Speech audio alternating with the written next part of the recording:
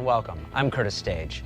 Today's demo is about photography, studio photography that is, and we're going to be talking about strobe lighting and DSLR cameras.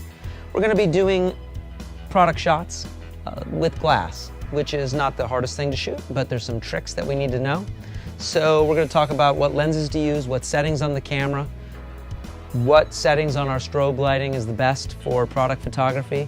So let's get started. Well, before you get started shooting anything, you got to have a product. Obviously, the label, when you're picking the product, needs to be clean and scuff-free. Every little detail when you photograph this object is going to show up in the photograph. So you want to make sure the label is really nice. When you're in the store going and grabbing your practice bottle, you also want to make sure of something that's a little bit more subtle that most people don't see right away, and that is the seams in the glass. Now this glass just happens to have some horizontal seams going across. That's part of the design of the bottle. But most, if not all, bottles have a vertical seam going down a side, or in most cases, when they put the labels on, the seam is going right down the front. You want to make sure that you pick a bottle, this is super important because it's going to show up in your photo, that has a seam going down the side or as close to the side as you can get it. You don't want it in the front and you don't want it in the back if you can avoid it, because you're going to see through that glass.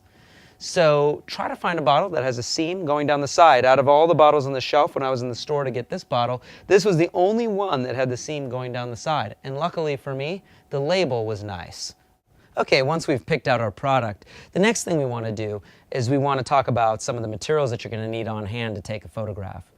The first thing that I always have is foam core. Foam core is very nice. It's this hard structure that you can stand up and you can cut it and make shapes out of it.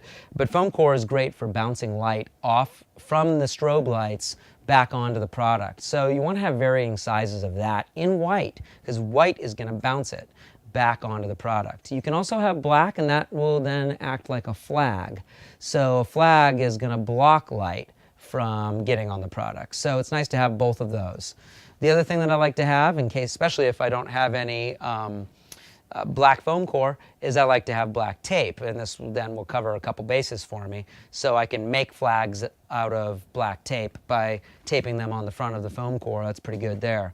The other thing that I like to have on hand is aluminum foil, and aluminum foil can then be put on the surface of the foam core. And I like to have clips on hand. So these are just clothespins, C47s in the film world. These I like to have on hand because then I can clip like aluminum foil onto the front of the foam core. That way I don't have to waste tape on the aluminum foil, and I can reuse the aluminum foil over and over again. One thing you might want to have too is you might want to have some gels so that you can change your lighting a little bit. We're not going to use any gels today, but it's always nice to have photographic gels on hand as part of any product photography. The last thing you want to think about before you start thinking about the lights and the camera is you want to think about what the product is sitting on. And in this case, I have some colored paper here, which has kind of a gradient here, which is kind of cool. We won't see too much of it in the final photo, but just a little bit of the color will kind of come up in through the glass. But I always like to have a nice, big, clean, white piece of paper or mat board would be good. Something sturdy is nice, and it needs to be big so that it fills up the whole frame of the photograph. So white is good to have because it's going to then make a clean product shot. Black's good to have as well. And then a color is nice to have, or a couple colors are great to have. The other thing you want to have is some sort of reflective surface in product photography, especially when you're shooting glass. Let's say you're shooting vodka or water bottle like we're doing today.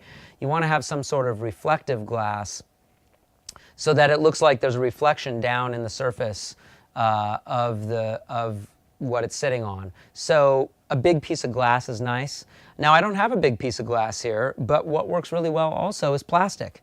And this just happens to be the plastic that this paper came in, and this will work perfectly. In fact, you don't see it on here, but I'll show you a close-up in a minute, is this material here has some ripples in it. and those ripples in the final photo are going to look like water. So it's kind of nice to fool around with different materials, reflective materials underneath your product to get different effects. So you want to have a smooth piece of big glass on hand, but then have some other experimental materials too that could go underneath the product and see what those do. So then what's the importance of using the strobe light? Why not just use a continuous light? What's great about the strobes is that the flash goes off and back on, and what it does is it allows more power to go to the lights.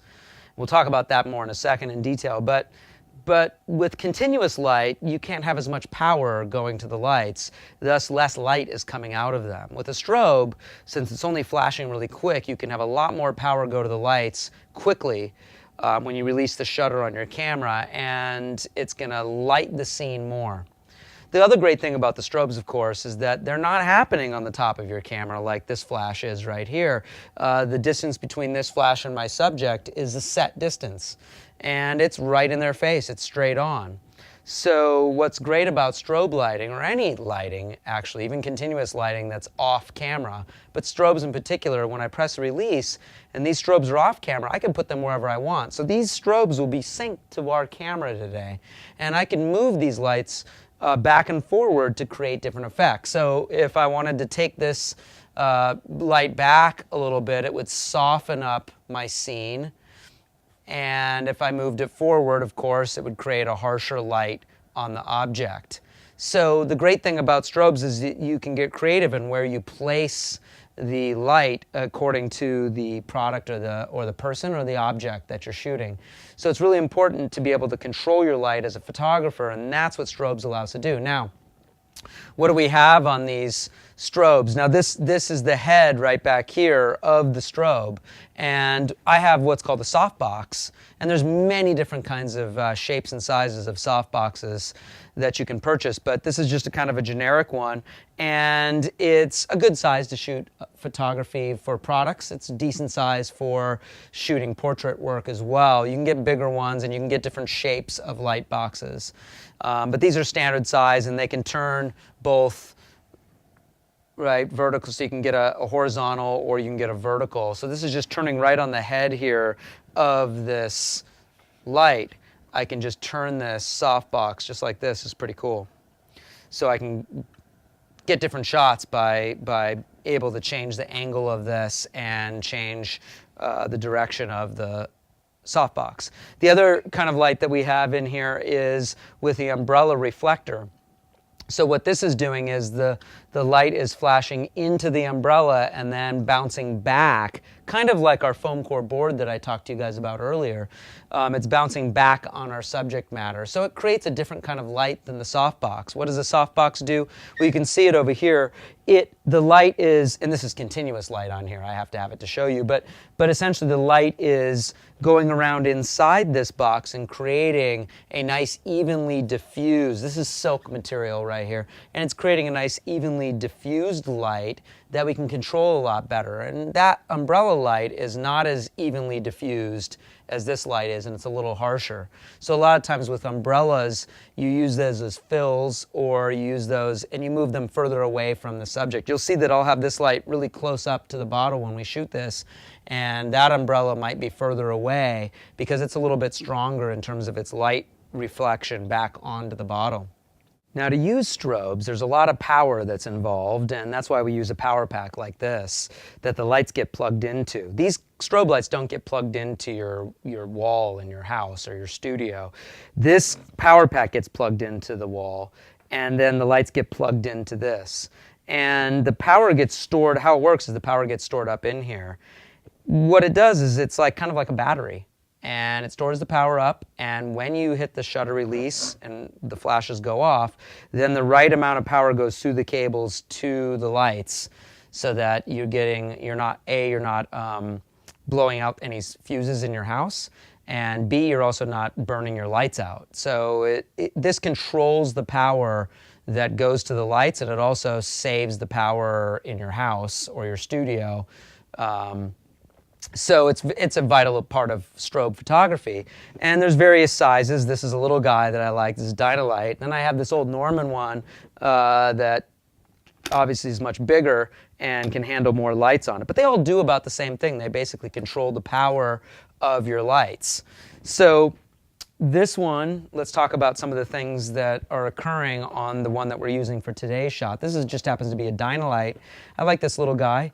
And a couple little things that we want to look at. One, how we're going to get the lights synced to our camera. You could do that with wirelessly. There's plenty of companies out there that make wireless syncs, but this, we're going to do it with a sync cable, and it goes right in there.